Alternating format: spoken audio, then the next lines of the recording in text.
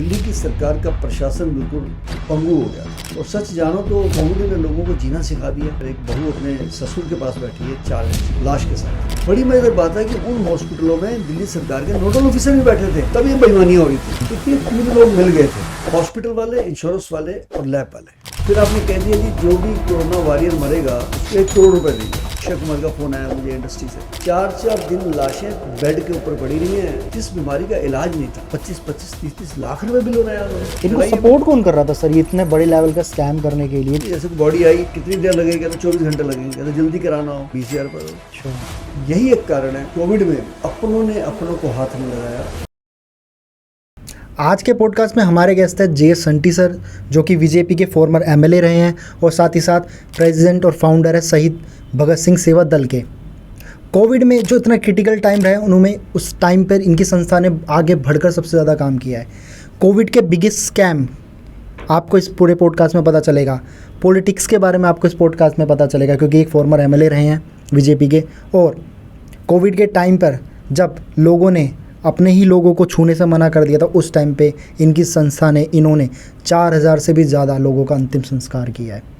साथ ही साथ ये एक पद्मश्री अवॉर्डेड है और मेंबर है ह्यूमन राइट कमीशन के, और इनका वर्ल्ड रिकॉर्ड है सबसे ज़्यादा ब्लड डोनेशन का। इनकी संस्था बहुत अच्छे से काम करती है। किस तरीके से काम करती है, क्या क्या काम करती है, आपको इस पॉडकास्ट में पता चलेगा। और पॉलिटिक्स तो है ही एक इंटरेस्टिंग टॉपिक। अगर आपका इंटरेस्ट पॉलिटिक्स में है तो ये पॉडकास्ट सिर्फ और सिर्फ आपके लिए है। क्यों हमारा देश डिक्टेटरशिप की तरफ जा रहा है, कैसे हमारे देश के एमएलए नेता काम करते हैं, दूसरे अपोजिशन पार्टी के लोग कैसे काम करते हैं, उनका ओपिनियन, हमारे सीएम दिल्ली के केजरीवाल के लिए उनका ओपिनियन, आपको इस पूरे पॉडकास्ट में पता चलने वाला है। तो बहुत इंटरेस्टिंग है यार ये पॉडकास्ट। तो इस पॉडकास्ट को एंड तक देखो और ऐसे ही सपोर्ट करते रहो हमें।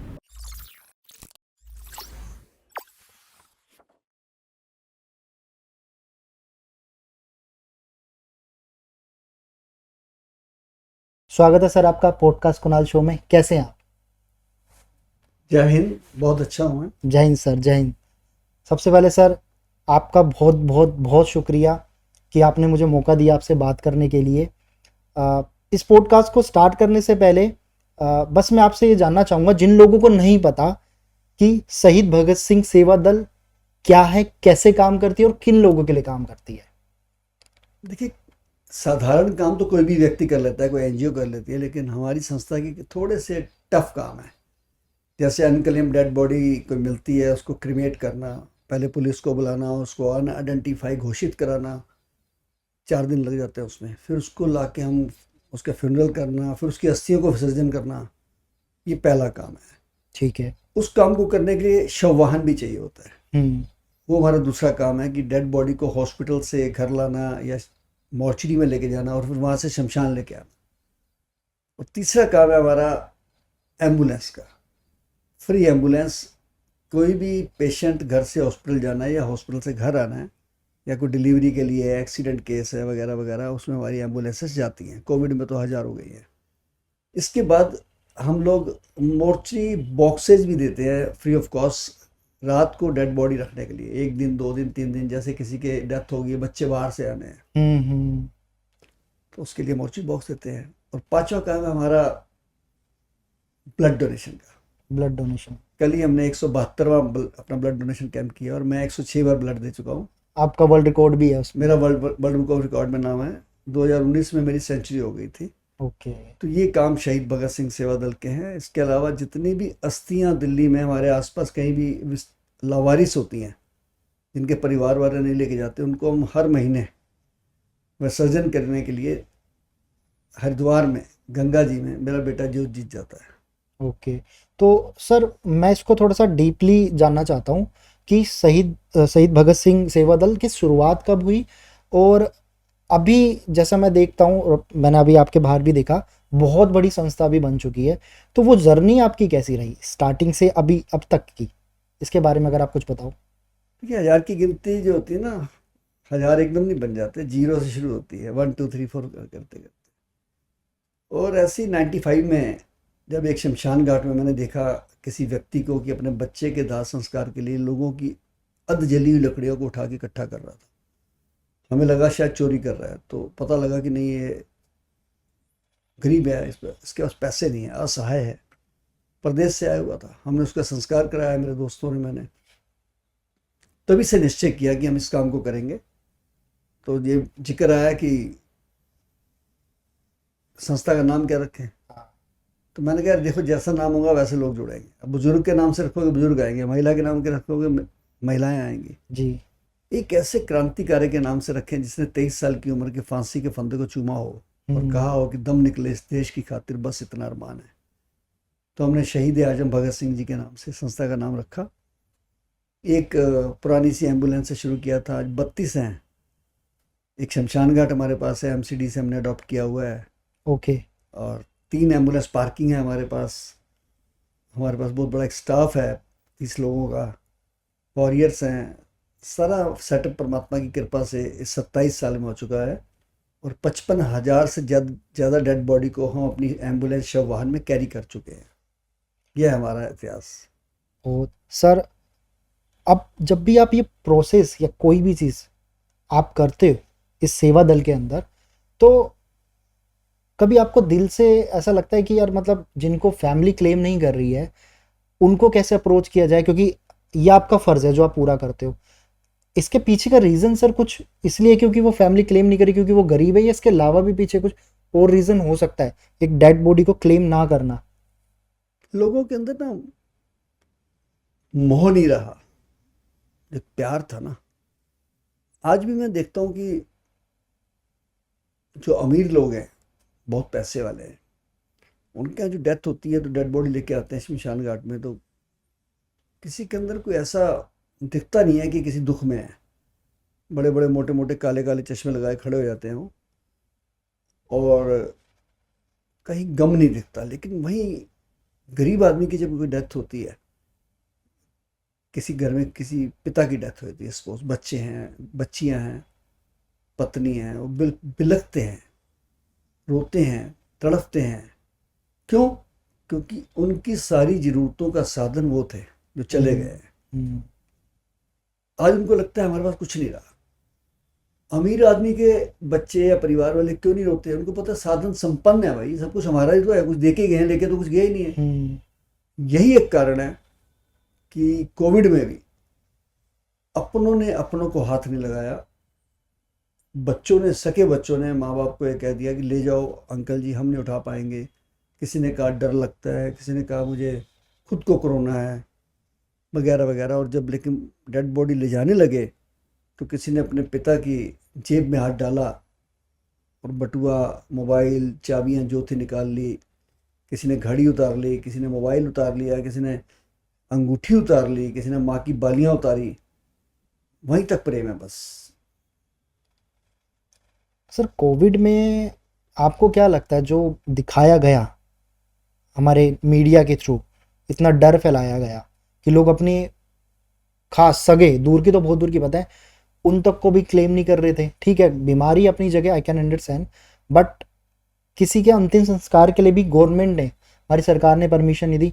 आपको लगता है कि वो एक्चुअल के अंदर वो माहौल बनाया गया था? क्योंकि आप भी तो रोडों पे सब जगह सेवा कर रहे थे, आपकी एम्बुलेंस जा रही थी जितना मैंने देखा, तो आप उन चीज़ से प्रिकॉशन लेकर बचे। लेकिन वहीं फैमिली मेंबर जिसके फैमिली को गए वो उस चीज़ से हाथ पीछे हट रहा है, बस बिकॉज क्यों डर बनाया गया इसलिए। देखिए, कोविड में मेरी राय है कि मीडिया का रोल बहुत अच्छा था। अच्छा था आपके साथ? मेरी पर्सनल है। ओके। क्यों अच्छा था? क्योंकि उन्होंने डराया नहीं, लोगों को समझाया कि आप घरों से बाहर मत निकलिए।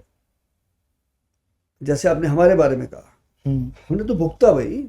अगर हमारे ड्राइवर बाहर निकल रहे थे तो मेरा एक ड्राइवर शहीद हुआ, मेरी एक साली चली गई, मेरा एक साडू चला गया, मेरे परिवार से 3 लोग गए हैं। मैं और मेरा बेटा चले गए थे एक तरीके से। मेरा 35 बीपी रह गया था, 55 ऑक्सीजन रह गया था, मेरा बेटा वेंटिलेटर पे था। हम पता नहीं परमात्मा ने सेवा के लिए बचा दिया। 3 लोग तो मेरे चले गए। तो मीडिया कर्मी जो थे, खास करके जो एंकर वो आते थे बेचारे, आपकी लैंग्वेज में जो रिपोर्टिंग करते हैं, रिपोर्टिंग वाले, वो बेचारे, वो भी किसी के बच्चे ही थे। घर के अंदर आना, शमशान के अंदर आना और अंदर तक जाके फिर कवरिंग करनी, फिर परिवार वालों से मिलना, हमसे मिलना, इंटरव्यू लेने, दुनिया को दिखाना। वो एक डराना नहीं था, वो समझाना था। कि समझ जाइए, आप घरों में रहिए, बाहर मत निकलिए फालतू फंड में जब तक कोई ज़रूरी काम ना हो, क्योंकि सारे इंतजाम सरकार कहाँ से कर लेगी। ये हमारे सामने 2 हॉस्पिटल है, GTB hospital Rajiv Gandhi Delhi government के, स्ट्रेचर नहीं थे इनके पास, व्हील चेयर नहीं थी इनके पास, कफन नहीं थे, पीपी किट नहीं थी, ऑक्सीजन सिलेंडर नहीं थे इनके पास, ग्लव्स नहीं थे, मास्क नहीं थे, सैनिटाइजर नहीं था। तो अब दूर की क्या बात करते हैं, लोग प्रोवाइड नहीं कराया गया इसलिए सरकार के द्वारा। कोई इंतजाम ही नहीं थे, हाथ पैर खड़े हो गए इनके, कभी कभी देखा ही नहीं था इन्होंने ये चीज़ें। और सच जानो तो कोविड ने लोगों को जीना सिखा दिया।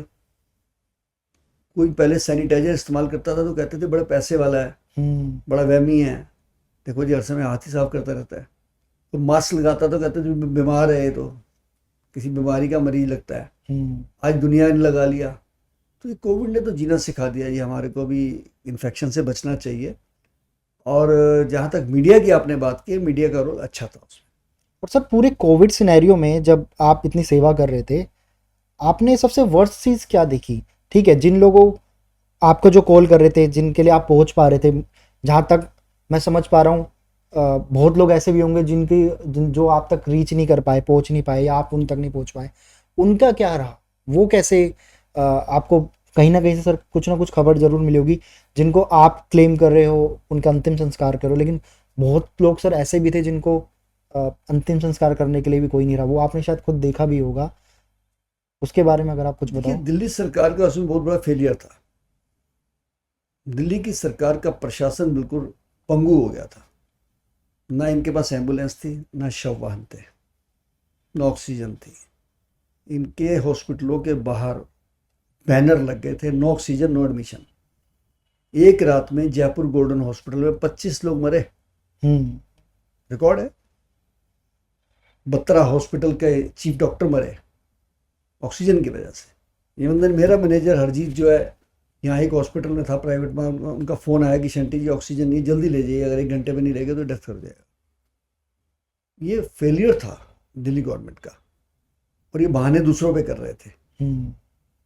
और ये निश्चित है कि अगर उस समय होम मिनिस्टर सड़क पर नहीं उतरते और मिलिट्री नहीं उतरती तो दिल्ली के अंदर लाशों के अंबार लग जाने थे। अभी भी लाइन लगी हुई थी शमशान घाट के बाहर, 100 की लाइन तो थी।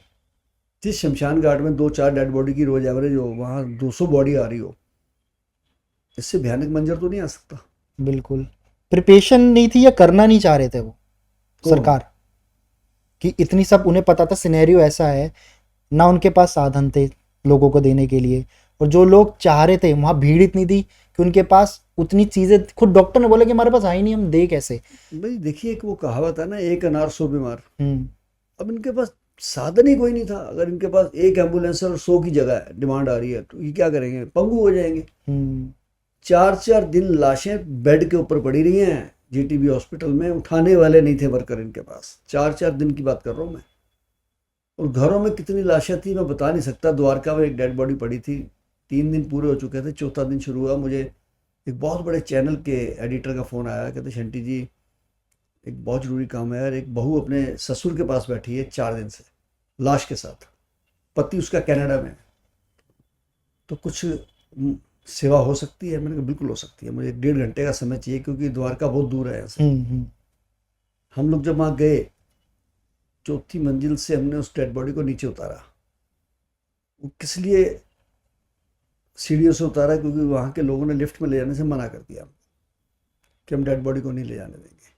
कोई बात नहीं, हम नीचे ले आए, उसको बॉडी को सैनिटाइज किया, पैक किया। जब लेके चलने लगे तो जो बहन जी थे, जिनका ससुर थे, वो हल्का सा आंखों में आंसू आ गया उनकी। तो एक वहाँ माता जी खड़े थे, उन्होंने कहा बेटा अब क्यों रो रही है, सारा इंतजाम तो शंटी जी ने कर दिया। तो कहने लगी माता जी ये आंसू ना पापा के जाने के नहीं है, वो तो सूख चुके हैं। ये जज्बात के आंसू हैं मेरे, कि जिस राष्ट्रीय राजधानी दिल्ली में मैं रहती हूँ, जहाँ पे बहुत नारे लगते हैं, ये हाफ ले लो या माफ़ ले लो, उस दिल्ली के अंदर मैं अपने पापा की लाश के साथ 4 दिन बैठी रही, और मैंने कोई डिपार्टमेंट नहीं छोड़ा जिसको फ़ोन ना किया हो। किसी ने कोई रिस्पॉन्स नहीं दिया। लेकिन जहाँ सारी सरकार फेल हो गई, एक सरदार मेरे काम आ गया। मेरे रोंगटे खड़े हो गए उस बहन की बात को सुन के, और मुझे अपने गुरु महाराज गुरु गोविंद सिंह जी के ऊपर फ़ख्र हुआ जिन्होंने इतनी शक्ति दी हमारे को काम करने की, उन्होंने बचपन से ही सिखाया कि सूरत सो पहचानिए जो लड़े दीन के हेत। दीन दुखी के लिए सेवा करने के लिए हमको बनाया है हमारी कौम ने। सच जानो तो ये जो हमारी दस्तार है, जिसको पग कहते हैं, पगड़ी कहते हैं, ये ताज है जी हमारे लिए। बिल्कुल बिल्कुल। इसने हमें जो इज्जत दिलाई है देश में, दुनिया में, वो सब गुरुओं की मेहरबानी है। इसी की वजह से सिख कौम जानी जाती है सेवा के लिए, लोगों के लिए आगे से आगे बढ़कर काम करने के लिए। बिल्कुल गुरु गोविंद सिंह जी ने पहले कहा था कि जे को प्रेम खिलन का चाहो, सिर धर तली गली मेरी आओ। वो कहते सिर अपनी तली पर रख के आना अगर सेवा करनी है तो। मैं जब शमशान में सेवा कर रहा था, रात के 2:30 बजे मुझे फ़ोन आते थे। इवन प्रधानमंत्री जी का भी फ़ोन आया मुझे, अच्छा। उपराष्ट्रपति जी का फ़ोन आया मुझे, अक्षय कुमार जी का आया, सबके फ़ोन आया मुझे। तारीफ की उन्होंने, प्रोत्साहन दिया, कईयों ने डराया भी, डराया क्यों जी आप सर? मौत से खेल रहे हैं। अच्छा। तो मैं तो यही कहता था कि हमारी गुरबाणी में लिखा है, मोहे मरने का चाव है, मरु तो हर के द्वार। तो शमशान से बड़ा हर का द्वार क्या हो सकता है? वहाँ तो सारे परमात्मा खुद देख रहा है, वहाँ पे वहीं से मिलना जो मिलना है हमें। तो मुझे तो डर खत्म ही हो गया था मौत से, सच बोलूँ, बहुत करीब से देखा है। तो मौत, मुझे अभी किसी ने क्वेश्चन किया, कॉलेज में गया था, बच्चों ने, कि अंकल आपको लाशों से डर नहीं लगता है? मैंने कहा बेटा डरो तो इन जिंदों से डरो जो तुम्हें खाने को घूम रहे हैं, ये मरो से क्या डरना बेचारों से, ये तो खुद ही असहाय हैं। ये आत्माएं ऐसी हैं जो बेचारी मोक्ष के लिए भी तरस रही हैं। बिल्कुल। इसलिए मैं अपना डर ख़त्म करके, मैं, मेरा परिवार, मेरे ड्राइवर, मेरे शमशान घाट पे काम करने वाले कर्मी, इन सब की मेहनत से, और जो आशीर्वाद मेरी माँ मुझे दे गई थी बचपन में, उनकी दुआओं से मैं काम कर सका। तो सर आपको बहुत लोगों ने सपोर्ट किया काम करने के लिए, बहुत लोगों ने प्रोत्साहन किया। कुछ ऐसे लोग भी मिले जिन्होंने आपको रोका भी हो, आपके काम के बीच में अड़चन डाली हो? हाँ, एक नहीं कईयों ने रोका। रीज़न क्या हो सकता है इसके पीछे का? रीज़न कईयों कईयों को ये होता है कि ये अच्छा काम क्यों कर रहे हैं, प्रचारित क्यों हो रहे हैं। जैसे एक ऑफिसर थे कोई एमसीडी के, हमारे लोगों को वहाँ आके धमकाने लग गए कि आप ये नहीं कर रहे, ऐसा नहीं कर रहे, वैसा नहीं कर रहे। तो मुझे कहना पड़ा उनको कि आप अंदर चलिए, अपने हाथों से करिए, फिर आपको अफसरी याद आ जाएगी। या तो अंदर आके करिए, नहीं तो आज के बाद आना मत यहाँ पे। मैंने कमिश्नर साहब से शिकायत की, कमिश्नर साहब ने तुरंत उनको हटा दिया, जबकि वो डिप्टी कमिश्नर थे, तुरंत हटा दिया उसी दिन। मैंने कहा जी जो बेचारे दिन रात सो नहीं रहे हैं, कुछ खा नहीं रहे हैं, 4-4 दिन तक वो बेचारे लाशें उठा रहे हैं, उनको आके डांट रहे हैं, इसका मतलब इनका मोटिव ठीक नहीं है। तो इसलिए ऐसे लोग भी उसमें तैयार हो गए थे। जैसे एक अफसर आए कोई बहुत बड़े कि हमारा संस्कार पहले होगा, अच्छा। हम क्यों में नहीं लगेंगे शमशान घाट में? शमशान घाट में। मैंने कहा जी आप चाहे कहीं का भी अफसर हो, कितने बड़े भी हो, जो चला गया उसमें कोई वीआईपी नहीं होता है। सारी आत्माएं मोक्ष के लिए आई हैं। हम पहले आगे पीछे नहीं करा सकते। आपको जहाँ कहीं होता करा लीजिए, हम सिस्टम से ही कराएंगे। नहीं, मैंने मानी उसकी बात। मुझे बहुत ऑफिसर्स के, IPS, IAS, bureaucrats, ministers, MP, MLA सबके फ़ोन आते थे। मैं ये कहता था कि मैं करा दूंगा, और मैं कराता भी था, लेकिन ऐसा नहीं था कि किसी का 80 नंबर चल रहा था मैं बोलूँ पहले लगा दो उसको। वो उससे तो फिर बाकी लोगों में हीन भावना आ जाती थी। तो हम तो डरे डुरे हैं नहीं जी किसी से भी, सच बोल दूँ आपको मैं। इवन देन लकड़ी ख़त्म हो गई तो यूपी से लकड़ी लानी पड़ी हमें। तो मैंने अपना एक टेम्पू भेजा, यूपी से लकड़ी मंगाई, ज़्यादा नहीं, 6-5 टन होगी। मैंने कहा चलो 30-40 बॉडी तो हो जाएंगी। शाम हो चुकी थी तो टोल टैक्स वालों ने गाड़ी रोक ली। तो उसका मुझे फ़ोन आया, जो ड्राइवर और एक हमारा सेवक था, स्वयं सेवक, कहने लगा जी ये टोल टैक्स वाले कह रहे हम गाड़ी नहीं जाने देंगे, इसका बिल भी नहीं है और ऐसा अलाउ भी नहीं है। मैंने कहा फ़ोन दे दीजिए उनको। मैंने कहा भाई ये इस काम के लिए जा रही हैं कि लाशें यहाँ इंतज़ार कर रही हैं जलने का। अगर आप इसको 5 या 10 मिनट में नहीं छोड़ेंगे तो ऐसा ना हो कि मैं मौके पे आऊँ और आपको भी साथ ले आऊँ। मुझे कहना पड़ा और मुझे जाना पड़ा वहाँ पे। जाके छुड़वाने के लिए उसको जो हाँ उस गाड़ी को लेने के लिए, क्योंकि कुछ लोग बदतमीज भी थे ना। मैं खुद गया वहाँ पे और मैंने लिटरली उसकी बाजू पकड़ी, मैं कहा तू भी गाड़ी में बैठ, अब तेरे को भी लेके चलते हैं, तुझे दिखाते सेवा क्या होती है, तेरे को दिखाता हूँ लाशें कैसे पड़ी हैं, तेरे परिवार से कोई मरा नहीं है ना, इसलिए तेरे को पता नहीं है मौत क्या होती है। और वहीं फिर कुछ पुलिस वाले भी आगे, सब ने कहा नहीं छठी जी अब लेके जाइए लकड़ी को। आप बिलीव नहीं करेंगे कि 66 डेड बॉडी रात को पड़ी हों, वो लकड़ी ख़त्म हो जाए, 0 लकड़ी थी हमारे पास। उस दिन मैंने भगवान को प्रत्यक्ष रूप में देखा है। टूट चुके थे हम, कराते कराते संस्कार, 66 डेड बॉडी पड़ी है, लाइन लगी हुई है, लकड़ी नहीं है। मैं सबको कहता जा रहा हूँ सुबह कराएंगे, रात ज़्यादा हो गई है। तो हमारे शमशान घाट में सीमापुरी में शिव जी की मूर्ति लगी हुई है। मैं वहाँ खड़ा हुआ, ठीक सामने राइट हैंड पे गुरुद्वारा है, लेफ्ट हैंड पे शनि मंदिर है, और ठीक मेरे पीछे मस्जिद भी थी। मैंने वहाँ खड़े होकर प्रेयर करी कि ये परमात्मा अगर तू है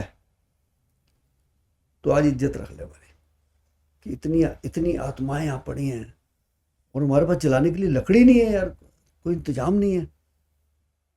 और मैंने अपनी वो प्रार्थना ख़त्म करके एक वीडियो डाली मैंने रात को, शायद 11:30-12 बजे। अच्छा दिखाया अभी इतनी लाशें पड़ी हैं और लकड़ी 0 है।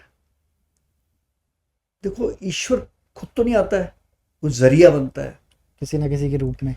4:30 बजे मुझे फ़ोन आया राजू चड्डा जी का, जो वेव सिटी के मालिक हैं।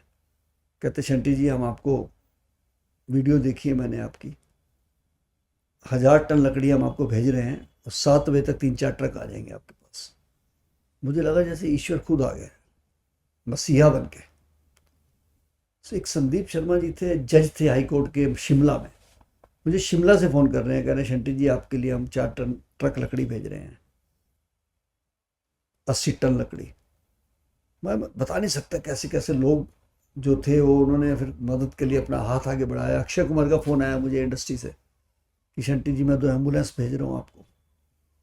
एक मेरे दोस्त है गोल्डी जी रोशनार रोड, जिनकी मेट्रो वेस्ट है, उन्होंने कहा शंटी जी एक एम्बुलेंस भेज रहे हैं। और उन्होंने जितनी भी उनके जो स्वीपर थे और गाड़ियाँ उनकी जो सैनिटाइज करने वाली और वेस्ट उठाने वाली, वो सुबह बेचारे 5-6 बजे आ जाते थे और पीपी किटें और डेड बॉडी के बैग वो खुद उठाते थे, जिनको किसी के बच्चे भी हाथ लगाने को तैयार नहीं थे। तो इन लोगों ने समझ लो उस समय ईश्वरीय रूप में काम किया। तो आपका जो कहना था कि नेगेटिव वाला, ये बात सच है बिल्कुल। कई लोग नेगेटिव सोच वाले थे, जैसे हॉस्पिटल वाले।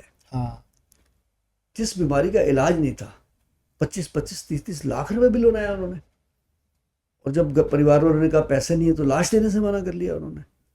जाना पड़ा मुझे, मार पिटाई भी करनी पड़ी, अच्छा लाश देने के लिए मना कर नहीं दिया। दी लाशें उन्होंने। फिर हमको जाना पड़ा, लेके आए हम लाशें। 11 केस मेरे ऊपर रजिस्टर्ड हुए मेरे अगेंस्ट, प्राइवेट हॉस्पिटलों ने किए। हमने परवाह नहीं करी, हमने कहा 100 केस हो जाए चाहे, मानवता से बड़ी क्या चीज़ है। हम लाए लाशें, उनका संस्कार किया। तो एक हॉस्पिटल वाले ने 11 हॉस्पिटल बना लिया आपने। उस टाइम पे जो कमाया। हाँ सब वही पर। भाई जहाँ अच्छे लोग थे वहाँ बुरे भी तो तैयार हो गए थे। ऐसे भी तो तैयार हो गए थे जिन्होंने एक 200-300 रुपये वाली पीपी किट हज़ारों रुपए की बेची, जिन्होंने 2000 का इंजेक्शन 2 लाख का बेचा, वो कौन थे? 500 का ऑक्सीजन का सिलेंडर 50,000 का किसने बेचा? 1000 वाली एम्बुलेंस 50,000 की देने वाले लोग भी तो थे, अखबारों में आ रहा था भाई। बिल्कुल। वो तो अगर होम मिनिस्टर खुद एक्शन ना लेते, सड़क पे ना आते, तो बहुत त्राही त्राही मच जानी थी। मैं तो सब जगह अनाउंस करता हूँ इस बात को, ओपन खुले में चैलेंज देता हूँ कि हम भाग्यशाली हैं कि हमारे प्रधानमंत्री जी वैक्सीन ले आए पहले। अगर नहीं आती वैक्सीन तो यहाँ 3रा 4था 5वां दौर भी आता। लोग उस समय मजाक करते थे कि वैक्सीन क्या आया गया, लेकिन उस वैक्सीन से ही बचे हैं हम। 2 दौर में हमारा काम निपट गया। बाद में एक्सपोर्ट भी करी है लोगों के लिए, बाद में हमारे यहाँ से एक्सपोर्ट हुई है बाकी कंट्रीज़ को, ये बहुत बड़ी बात है। ऐसी बातें कोई करता ही नहीं है, मैं हैरान हूँ। नेगेटिव बातें करते हैं सारे। और जिस बंदे ने दिल्ली के अंदर झूठे लोगों को वादे किए थे, वो कुछ कर ही नहीं पाया दिल्ली के लिए। इतना मुश्किल घड़ी आई जी, फिर आपने कह दिया जी जो भी कोरोना वॉरियर मरेगा उसको 1 करोड़ रुपए देंगे।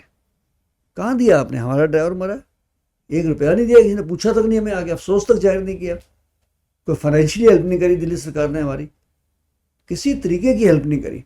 उल्टा इनके हॉस्पिटल की सारी लाशें हमने उठाई हैं। जीटीबी हॉस्पिटल से 60 से 70 लाश रोज उठाते थे हम, एक हॉस्पिटल से। राजीव गांधी से अलग थी 30-40 जो थी, प्राइवेट हॉस्पिटलों से अलग थी। तो टोटल कितना सर दिन में आप 200 करते हैं? 200 तक? हाँ, मतलब 150 से 200 के बीच में रेशो बन गई थी। घटते घटते मतलब 1.5 महीना लगा जाके। सारा काम शुरू हुआ था 13 अप्रैल से शुरू हुआ था और मई 15 तक जाके ख़त्म हुआ था। स्लो होते होते होते टाइम लगा, लेकिन एक बार तो कहर था जी, वो कहर था। सर कैसा फील होता था आपको, इतने लोगों का अंतिम संस्कार करना, डेली सेवा, और सबके लिए फ्री भी था क्योंकि ये सेवा है। आपको अंदर से सर कैसा फील होता था, इतने लोगों का अंतिम संस्कार करना, वो भी क्यू लगा रहता था, मतलब ऐसी जगह जहाँ लोग मोक्ष पाने आते हैं उसमें भी लाइनें लगी हुई हैं, वहाँ पे भी चीज़ें ख़त्म हो जाती है। आपको अंदर से आप कैसा फील करते थे? सच बताऊं तो मेरा तो इंसानियत से विश्वास ही उठ गया था उस समय। मुझे लग रहा था सारे लोग मरते जा रहे हैं, मरते जा रहे हैं। लेकिन आध्यात्मिक रूप में सोचूं तो मैं, ईश्वर ने ना हमें नसीहत दिया है वो पढ़े कि आप कुछ भी नहीं है, आपके पास पैसा है, शोहरत है, रुतबा है, लेकिन परमात्मा की शक्ति आपको दिखा दी, आपकी औकात। बिल्कुल। आप पैसे वाले थे, चाहे रिक्शे वाले थे, घर के अंदर बंद थे, थाली नीचे से आती थी रोटी की, कुत्ते को डालते हैं जैसे। एक वक्त फिल्म का नगमा था, उसका अंतरा था, आदमी को चाहिए वक्त से डर के रहे, कौन जाने किस घड़ी वक्त का बदले मिजाज। ये मिजाज ही तो बदला। आप आंखों से पहचान रहे हैं किसी को, आवाज से पहचान रहे हैं, मुंह बंद हो गए सबके। ये क्या हुआ? आपकी औकात दिखाई परमात्मा ने, जो हम इंसान को इंसान नहीं समझते हैं। इसलिए मुझे लगता है कि जो समझने वाले लोग थे वो तो अपने अंदर बदलाव लाए काफ़ी, लेकिन जो बेईमान लोग थे उनकी बेईमानी और बढ़ गई। जिसका 1 से 11 हॉस्पिटल हो गए, वो तो एक कहेगा ना कोरोना बार बार आए। कुछ सर स्कैम के बारे में बताओगे, क्योंकि हमने भी कुछ न्यूज़पेपर में देखा, आर्टिकल पढ़े कि कोविड के टाइम पे बहुत स्कैम हुए हैं, और आप तो खुद फील्ड पे थे, इतनी सब चीज़ें आपने ग्राउंड रियलिटी पे देखी है जो किसी और ने शायद देखी भी नहीं होगी। स्कैम आप बताना चाहोगे, किस किस टाइप के स्कैम किए लोगों ने कोविड में? देखिए 3 लोग मिल गए थे, हॉस्पिटल वाले, इंश्योरेंस वाले और लैब वाले। ओके। ये धोखाधड़ी नहीं है कि 300 रुपये का टेस्ट 8-8 हज़ार रुपये का हो रहा है। आप कार में जा रहे हैं, कार में आगे टेस्ट कर रहे हैं तो 10,000 रुपये का टेस्ट हो रहा है। ये धोखाधड़ी नहीं है, बेईमानी नहीं है, ये गुंडागर्दी नहीं है, ये लूटमार नहीं है ये। और कैसे भेद खुला इनका? कुंभ का मेला लगा हुआ था बाद में, सेकेंड वेव के बाद, हरिद्वार में। हाँ। 5 लाख टेस्ट हुए वहां पे। 3 लैब वहां पे काम कर रही थी कॉन्ट्रैक्ट में। मेला खत्म हो गया, पंजाब में कुछ लोगों को SMS व्हाट्सएप से मैसेज गया कि आप जो कुंभ में आए थे आपका टेस्ट पॉजिटिव है। उन लोगों ने सबने कॉन्टैक्ट किया उन लैब वालों से कि हम तो हरिद्वार गए नहीं, हमारा नंबर कैसे आ गया इसमें। और एक एक नंबर पे 200-200 मैसेज थे। उन्होंने फिर योगी जी को जाकर कॉन्टैक्ट किया, योगी जी ने तुरंत एक्शन लिया उसके ऊपर, और इन तीनों लैबों को उठा के इनके खिलाफ FIR हो गई।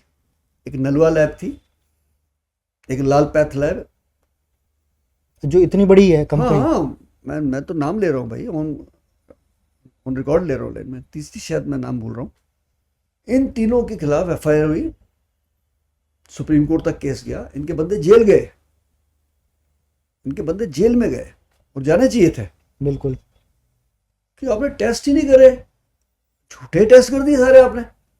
और दिल्ली में भी यही करा इन्होंने कि जैसे कोई टेस्ट कराता था उसे पॉजिटिव दिखाते थे, हॉस्पिटल में एडमिट कराते थे, हॉस्पिटल वाले उनको कमीशन देते थे। इंश्योरेंस कंपनी ने पैकेज निकाल दी कि 35,000 में 5 लाख का पैकेज, 35,000 की इंश्योरेंस कराइए, 5 लाख का पैकेज। मुझे फ़ोन आया, अपनी पहले फ़ोन नहीं आया, मुझे किसी ने वीडियो भेजी उत्तम नगर से कि 2 बच्चियां कुछ बोल रही थी कि हमारे पापा हॉस्पिटल में गए थे, उनके पास बीमा था, हॉस्पिटल वाले कह रहे हैं कि 5 लाख रुपए दो तब पापा को छोड़ेंगे, जबकि वो ठीक हो गया, वो छोड़ नहीं रहे हैं। उन्होंने उनको मैन हैंडल किया हुआ है, और इंश्योरेंस भी था। इंश्योरेंस भी था। तो आप अगर हमारे पापा घर पे नहीं आते तो हम सुसाइड कर लेंगे, ये बच्चियों ने बोला, 8-8 साल की बच्चियां थी।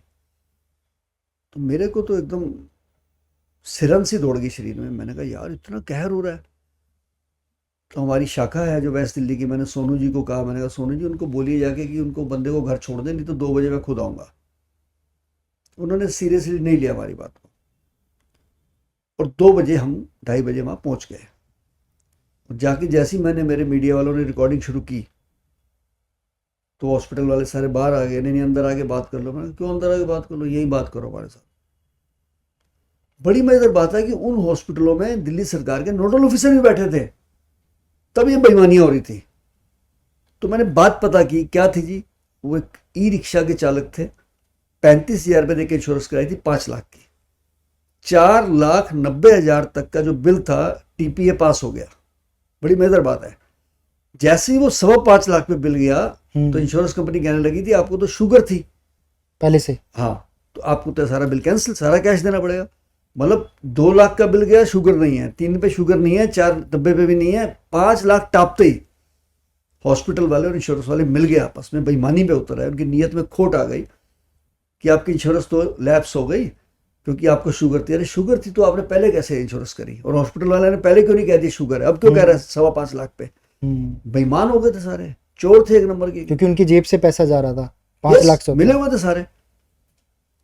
उन्होंने बड़े मेरे ऊपर पॉलिटिकल प्रेशर डाले हॉस्पिटल वालों ने। मैं कहा नो, आप इंसानियत की कवच में नहीं है, आपको सबक सिखाना मुझे आता है। मैंने उस पेशेंट को उठाया, घर छोड़ा, और मैंने एक वीडियो डाली कि इस कंपनी की इंश्योरेंस है, ये हॉस्पिटल है, इन्होंने बेईमानी करी है, इस बंदे को मैनडल किया, ये छोटी छोटी बच्चियां हैं, इनके बाप को उन्होंने बंधक बनाया, और इस इंश्योरेंस कंपनी के ऊपर गवर्नमेंट को एफआईआर करनी चाहिए हर हालत के अंदर, हॉस्पिटल के खिलाफ भी। आप बिलीव नहीं करेंगे कि 24 घंटे के अंदर हॉस्पिटल के अंदर हॉस्पिटल वाले और लैब वाले उनके घर पहुंचे, सॉरी इंश्योरेंस कंपनी वाले, अच्छा, उनके घर पे, उन भाई साहब के, कि आप वो जो पैसा था मत दीजिए। उल्टा 5 लाख रुपए देके गए उनको इंश्योरेंस कंपनी वाले। मुझे फ़ोन आया कि शंटी जी अपनी वीडियो को हटा दीजिए। मैंने कहा मैं दलाल नहीं हूँ, मैं सोशल वर्कर हूँ, शहीद भगत सिंह सेवा दल का प्रेसिडेंट हूँ, पद्मश्री हूँ, मैं अपनी वीडियो नहीं हटाऊंगा, दुनिया को दिखाऊंगा तुमने जो कहर बरपाया है। अब हमने जब एक्शन लिया तो तब आपको याद आया कि 5 लाख वापस देना है, आप तो बंधक बना रहे थे उसको। तो ऐसे लोगों ने जलालत करी है जी, मैं बता नहीं सकता आपको। लेकिन मुझे इस बात की खुशी है कि जब मैंने शिकायत की हॉस्पिटलों की कुछ, तो तुरंत एक्शन हुआ उसके ऊपर। और एक ही हॉस्पिटल की 3 ब्रांचें, एक फरीदाबाद में, एक ईस्ट दिल्ली में और एक नोएडा में, एक ही दिन में रेड हुई।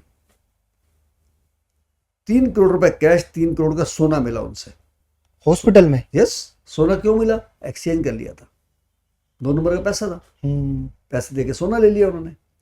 सारे अखबारों में नाम आया जी, तो सारी जग जाहिर है, वो तो बचने वाले नहीं है वो। अभी और भी हॉस्पिटल मेरी निगाह में है, मैंने कम से कम 80-90 लाशें ऐसे उठाई हैं हॉस्पिटलों से जो दे नहीं रहे थे, मारकुटाई भी करनी पड़ी, मेरे ऊपर एफआईआर भी हुई।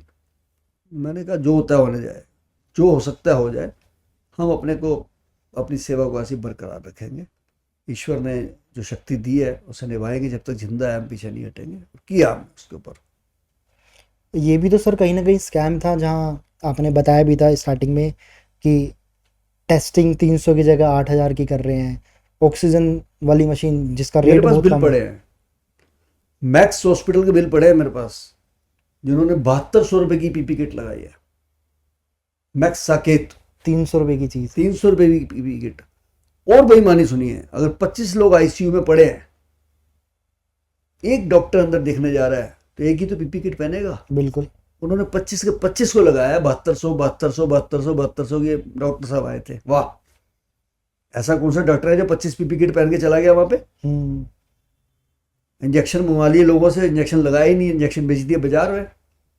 बहुत कुछ करा है, मैं सब हॉस्पिटलों को तो नहीं कहूँगा, लेकिन मैक्सिमम हॉस्पिटलों ने बेईमानी करी है, दबा के करी है। अगर सबका ऑडिट हो जाए तो बहुत कुछ निकलेगा, बहुत कुछ निकलेगा। तो सर ये इसकी कंप्लेन आपने कहीं रेज करवाई? हाँ, एनएचआरसी में किया, और मुझे खुशी है कि चीफ जस्टिस अरुण मिश्रा जी ने एक्शन लिया इसके ऊपर। चीफ जस्टिस अरुण मिश्रा जी ने एक कानून निकाला कि कोई भी हॉस्पिटल पेशेंट और डेड बॉडी को पैसे की वजह से नहीं रोक सकता है। इलाज करने के बाद। यस, अगर पेशेंट के पास पैसे नहीं है, मौत हो गई किसी की, तो आपको तुरंत फौरन में डेड बॉडी देनी पड़ेगी, नहीं तो आपके खिलाफ FIR है। आप उनकी अंडरटेकिंग लीजिए, कुछ भी करिए, डेड बॉडी को छोड़ दीजिए, पेशेंट को छोड़ दीजिए। अभी भी कहीं नहीं हॉस्पिटल मानते हैं। अभी 15 दिन पहले की बात है, वेदांता हॉस्पिटल का केस मेरे पास आया, 38 लाख रुपए का बिल। अरे यार, लाखों को जो समझते ही नहीं है ये। अभी तो 38 तो था, बाकी 20 दे चुके थे। 58 लाख रुपए आया। 1.5 महीने में 58 लाख रुपए किस पे लगा दिया? कौन सा ताजमहल बना दिया आपने भी? पेशेंट फिर मर गया। तो बीमारी क्या थी पेशेंट की? किडनी की होगी या लीवर की होगी। अगर उसकी बीमारी का इलाज ही नहीं है तो आप 50 लाख रुपए किस बात का ले रहे हो? आप एक्सपेरिमेंट कर रहे हो क्या? फिर आप लाश नहीं देते हो। तो ऐसे ऐसे लोगों के लिए मैं बैठा हूँ सेवा करने के लिए। मुझे बताइए, जो हॉस्पिटल डेड बॉडी नहीं दे रहा, मेरे पास आए। मैं कोर ग्रुप में हूँ NHRC के, NGOs और डिफेंडर्स वाले में। मेरा फर्ज बनता है, मैं माननीय अरुण मिश्रा जी को शिकायत करूंगा और मेरा वायदा है कि डेड बॉडी उनको 1 घंटे के अंदर दिलाऊं। इनको सपोर्ट कौन कर रहा था सर ये इतने बड़े लेवल का स्कैम करने के लिए? क्योंकि सिंगल बंदा तो इतना बड़ा स्कैम कर नहीं सकता। देखिए, जो क्रिमिनल होते हैं ना, वो अपनी सपोर्ट अपने आप ढूंढ लेते हैं, बड़े रास्ते निकाल देते हैं। ये क्रिमिनल हो गए थे सारे। इन्होंने अभी अभी अभी दूर क्यों जा रहे हो? अभी 10 दिन तो हुए हैं दिल्ली के अंदर, कैंसर के दवाइयों के पत्ते और कैंसर की शीशियां, उनके अंदर नकली दवा भर के लगाई जा रही है दिल्ली के हॉस्पिटल, प्राइवेट हॉस्पिटलों में। यार, इससे बड़ी और क्या बात होगी? क्या एक्शन लिया दिल्ली गवर्नमेंट ने भाई, बताना जरा। अभी 12-15 दिन की बात है। मेरे ख्याल से शायद इसके बारे में ज्यादा लोगों को पता भी नहीं होगा। नहीं, सारी अखबारों में आया, टीवी में भी आया। कैंसर की बहुत कॉस्टली दवाई के नकली पत्ते यूज हो, असली पत्ते को नकली दवाई भर के बेची जा रही है, उसकी शीशियाँ भेजी जा रही है, वैक्सीन के रूप में नकली काम हो रहा है। मतलब मजाक ही कर दिया है। कोविड के टाइम पे भी तो सर यही किया था, जो हम लोगों ने न्यूज में देखा। कोविड ना होकर भी इसको कोविड पॉजिटिव बनाकर और उसके खिलाफ उसके लिए बिल बनाए जा रहे हैं। मैं कहता हूँ पॉजिटिव है भी, पर उस बीमारी का इलाज ही नहीं है। पैसे किस बात के ले रहे हो आप? ऑक्सीजन लगाने के, एक ICU देने के, पैकेज दे दी ना इन्होंने, पैकेज बना दिया। सॉरी, पैकेज 15 लाख का है, 20 लाख का है, 30 लाख का है। कमरे पड़े नहीं दे रहे, उनको पता, वो पैसे वाला है उसे देंगे, गरीब को नहीं देंगे। बहुत ज्यादा जलालत हुई है उसमें, और जितने पैसे इन्होंने कमा लिए आप सोच भी नहीं सकते। 100 साल का इंतजाम कर लिया कई लोगों ने। तो अभी भी सर इन पे कुछ आप बता रहे थे, जैसे कि इन पे केसेस अभी भी स्टिल रन कर रहे हैं। देखिए, मैं फिर बता दूं आपको कि दिल्ली गवर्नमेंट के नोडल ऑफिसर दिल्ली के हर हॉस्पिटल में बैठे थे, एक FIR नहीं कराई उन्होंने। और अब जब FIR होंगी उनके खिलाफ, वो नोडल ऑफिसर भी जेल जाने चाहिए, बिल्कुल जाने चाहिए इसमें। देखिए, मैं जो हमारे इस बुरे समय में हीरोज थे, doctor, technicians, nurses, ambulance driver, police, civil defence, शमशान घाट पे काम करने वाले कर्मी, MCD के सफाई कर्मी, ये तो भगवान का रूप में थे। इन्होंने बहुत सेवा की है। हॉस्पिटल अलग चीज है, डॉक्टर अलग चीज है। डॉक्टर तो एम्प्लॉय थे वहां, बिल्कुल। ऐसा तो हॉस्पिटल को मारा था ना। हॉस्पिटल एक इंडस्ट्री है, आप समझिए बात को। जो हॉस्पिटल के मालिक थे, हॉस्पिटल के डायरेक्टर थे, कई तो जेलों में बैठे हुए हैं, कई जेलों में बैठे हुए हैं। उनके जो डायरेक्टर हैं वो घरों से नहीं निकले, वो तो फॉरेन कंट्री बैठ के जाके, वो तो मर ना जाए हम। यहाँ तो उन्होंने दलाल छोड़े हुए थे, गुर्गे छोड़े हुए थे, अपने गुंडे रखे हुए थे उन्होंने, कमांडो के रूप में अपने बाउंसर रखे हुए थे कि आप पीटो उनको जो पैसे ना दे। अच्छा, इसलिए बड़ा बुरा समय था। हमने तो बहुत देखा हमें, पर सच बताऊं तो मुझे इंसानियत से कई जगह भरोसा उठ गया, लोगों की जलालत देख के। और उस समय पे सर मीडिया को लेकर एक चीज़ मैं आपसे जस्ट पूछना चाहूँगा। आपने कहा बहुत सपोर्ट किया, अवेयरनेस क्रिएट करी, लेकिन जितना मीडिया में दिखाया जा रहा था कि इतने लोग मरे रहे हैं कोविड के टाइम पर, क्या एक्चुअल में वो रिपोर्ट थी उतनी या उससे और भी ज़्यादा थी? की तारीफ इसलिए कर रहा हूँ कि उस समय उनकी हिम्मत थी। उन्हें क्या जरूरत थी घर से बाहर निकलने की? रिपोर्टर टीवी, पैसे तो टीवी चैनल वाले को मारे थे ना। जो रिपोर्टर बेचारे छोटी छोटी उम्र के बच्चे ही थे, वो सारे 20 साल, 25 साल, 30 साल के, वो उनको भी कोविड हो सकता था। बिल्कुल। और उन्होंने लाशें दिखाई, तो लाशें वो घर से लाए हैं क्या? लाशें तो पड़ी हैं वहां पे। मेरी इसी बात पे एक MCD के ऑफिसर से बहस हो गई थी कहने लगा जी आप मीडिया को कुछ भी आंकड़ा बताए जा रहे हो। मैंने कहा इस डायरेक्टर साहब, ये जो लाशें पड़ी हैं 150, ये क्या एक्सीडेंटल केस आए हैं क्या? सुसाइड करा गया इन्होंने? पहले क्यों नहीं आ गए फिर ये 25 साल से? अब क्यों आ रहे हैं? सब कोविड से मरे हैं ये। देखिए दो बातें हैं, ऐसा नहीं कि सारे कोविड होने से मरे हैं, कोविड में सुविधाएं नहीं मिलने के कारण मरे हैं। बात समझिए आप, अगर उनको ऑक्सीजन मिल जाती बच जाते वो। बिल्कुल भाई वायरस तो आया है तो निश्चित है, बिल्कुल। ऐसा नहीं था तो एक घर में 3 लोग कैसे मर गए? लेकिन उनको सुविधाएं नहीं मिल पाई, ना हॉस्पिटलों ने कमरे दिए, ना आईसीयू खाली थे, ना उनके पास वेंटिलेटर थे, खाली थे तो ब्लैकमेल हो रही थी। बहुत बुरा हाल था। बस कुल मिला के मैं बता नहीं सकता, 25 वेंटिलेटर जीटीबी हॉस्पिटल में, ऑपरेटर एक नहीं, एक भी नहीं। सफाई कर्मचारी से चालू करते थे ऑन और ऑफ, बंदा मर जाता था चलो ले जाओ जी उठा के, 3 दिन बंदे पड़े रहे। तो वो बहुत बुरा समय था, भयानक समय था। और सर शमशान घाट में इतने लोगों का अंतिम संस्कार किया, हमने 4266 करे कोरोना में। और सर वहाँ पे भी स्कैम हमने बहुत हुआ है, शमशान घाट में भी बहुत हुआ है। शमशानों में भाई साहब पैकेज हो गए थे, अगर हम नहीं बैठते इस शमशान घाट में सीमापुरी में, यहाँ भी हो जाता। हमने तो लकड़ी का लंगर लगा दिया था ना हमारे पास। तो स्कैम कैसा कर रहे थे ये लोग? पैकेज ले लेते थे, जैसे बॉडी आई तो कहते थे जी कितनी देर लगेगी, कहते 24 घंटे लगेंगे, कहते जल्दी कराना हो 20,000 रुपये दो, 30,000 रुपये दो। वो कह रहे जी हम नहीं करेंगे, ₹1,00,000 दो, आप चले जाओ हम कर देंगे अपने आप। अच्छा, ये काम शुरू हो गया था। उसी ने तो फिर पुलिस लगानी पड़ी शमशान घाटों पे, फ्लाइंग स्क्वाड लगानी पड़ी, रोको इनको बंदों को, पकड़ो ऐसे कौन से बंदे हैं जो। और ये दिल्ली में ही सर आपने देखा है, दिल्ली के बाहर भी ऐसा? हाँ, मुझे तो दिल्ली का ही पता है जी, क्योंकि मेरे पास सब दिल्ली वाले ही आते थे। कुछ केसेस मेरे पास गाजियाबाद से आए, क्योंकि हिंडन पे लाइन बहुत लंबी थी। हिंडन पे तो दो दिन भी पड़ी रही बॉडियाँ ओपन में, तो मेरे पास आ जाते थे, मैं करवा देता था। आपको सर इतना सपोर्ट, इतना मोटिवेशन कैसे मिला जब आप ये काम कर रहे थे? मैं अपने परिवार से, अपने स्टाफ से और अपने दोस्तों से। और सर जहाँ तक मैं समझ रहा हूँ, इतना बड़ा काम करने के लिए एक अच्छा खासा अमाउंट भी लगता है, कोई किसी के लिए फ्री में नहीं करता। आप जरूर कर रहे हैं सेवा, पर दूसरे लोग नहीं करते। मेरे दोस्तों ने बहुत मेरी मदद करी है, मैंने अभी आपको कुछ नाम बताए भी थे। बिल्कुल, जैसे राजू चड्डा जी ने, गोल्डी जी ने, बहुत एक बंदे मेरे दोस्त त्रिदेव कपूर जी, उन्होंने कहा जी लंच मेरी तरफ से आएगा।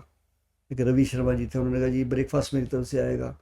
ऐसे ऐसे लोग आने लग गए, किसी ने एम्बुलेंस भेज दी, किसी ने लकड़ी भेज दी, किसी ने सैनिटाइजर भेज दिया, स्लीप वेल कंपनी ने एक एम्बुलेंस भेज दी, बजाज एलायंस ने भेज दी, टेक महिंद्रा ने एक एम्बुलेंस भेज दी।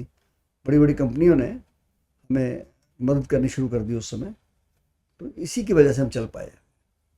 और सर आप कुछ प्रिकॉशंस बताना चाहोगे कि अभी एट द मोमेंट, वो तो चलो समय चले गया, भगवान ना करे कभी दोबारा ये समय आए, हमें अपने आप को कैसे प्रिपेयर रखना है? हमें गवर्नमेंट हमारे लिए काम करे, लेकिन हम खुद को अपने आप को कैसे प्रिपेयर करें कि हम कभी अगर इन फ्यूचर ऐसी सिचुएशन आ जाए, हम कैसे उससे डील करें, हम कैसे खुद को स्ट्रॉन्ग रख सकें? कुछ नहीं, अपनी इम्यूनिटी बढ़ाइए। मैं एग्जांपल देता हूँ आपको, ज़्यादातर जो लोग मरे हैं कोविड में एसी में बैठने वाले थे, उच्च श्रेणी के थे मैक्सिमम। जे क्लस्टर में तो बहुत कम डेथ हुई है। जो मेहनत कश लोग थे उनके यहाँ तो बहुत कम डेथ हुई है, क्योंकि उनकी इम्यूनिटी पावर अच्छी थी, वो बर्दाश्त करके, क्योंकि उनकी फिजिकल स्ट्रेंथ अच्छी थी, इम्यून सिस्टम अच्छा था, यस, काम कर रहे थे, एक्सरसाइज भी कर रहे थे, अच्छी डाइट ले रहे थे। वो लोग पसीना निकालते रहते हैं, एसी नहीं है उनके घर में, वो लोग मेहनत करते हैं, वो लोग तेल भी खा जाते हैं, वो लोग सब खाते हैं कच्चा पक्का। और जो लोग बड़े सेंसिटिव थे कि आरओ का ही पानी पीना है, एसी में ही रहना है, ज़्यादा डेथ तो नहीं लोगों की है ना। और सारे किसी ना किसी बीमारी से पीड़ित भी थे, किसी को शुगर था, किसी को बीपी था, किसी को लीवर की प्रॉब्लम थी, किसी को किडनी की प्रॉब्लम थी, किसी को हार्ट की प्रॉब्लम थी। और एक बात और भी हुई है हॉस्पिटलों में, उस समय हॉस्पिटलों ने जो रेगुलर केसेस थे, चाहे वो हार्ट का था, किडनी का था, लीवर का था, इन सबको लेने ही बंद कर दिया। कमाई नहीं हो रही थी, क्योंकि उनको पैसे कमाई कोरोना से हो रही थी। डर तो कोरोना का था लोगों को। जिनको नहीं लिया, उन्होंने एडमिट नहीं किया, वो सारे मर गए मैक्सिमम, क्योंकि उनको ट्रीटमेंट ही नहीं मिला, हॉस्पिटल ने एडमिट नहीं किया। डोंट वरी, ये पॉडकास्ट अभी ख़त्म नहीं हुआ। जीएस अंटी सर के साथ हम लोगों ने और भी बातें करी हैं इंटरेस्टिंग टॉपिक्स पे, तो हमारे साथ बने रहो, हम जल्दी इसका सेकंड पार्ट रिलीज़ करने वाले हैं, तो स्टे ट्यून, बने रहो हमारे साथ।